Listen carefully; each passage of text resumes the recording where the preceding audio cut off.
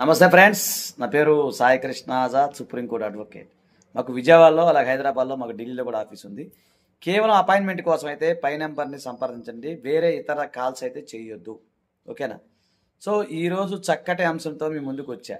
అది ఒక ఆయన కామెంట్ చేశాడు, సార్ భర్త తను జీవించి ఉన్న కాలంలో సంపాదించిన ఆస్తిపై భార్యకి హక్కు ఉంటుందా?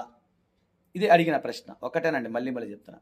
ఈ దేశంలో మన చట్టాల ప్రకారం చూసుకున్నట్లయితే భర్త సంపాదించిన ఆస్తిలో భార్యకి చిల్లిగవ్వ కూడా రాదు. మీరు అవునన్నా కాదన్నా ఇది వాస్తవం.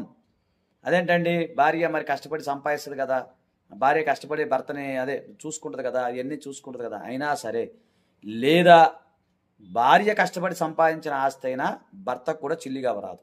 అంటే భారతదేశంలో సెల్ఫ్ ఎక్వైర్ ప్రాపర్టీ అంటే తనకు తాను సంపాదించిన ఆస్తిలో ఎవరికి రైటు ఉండదు. దయచేసి మళ్ళీ చెప్తాను. అందుకనే భర్త కష్టపడి సంపాదించిన ఆస్తిలో భార్యకి చిల్లిగవ్వ కూడా రాదు.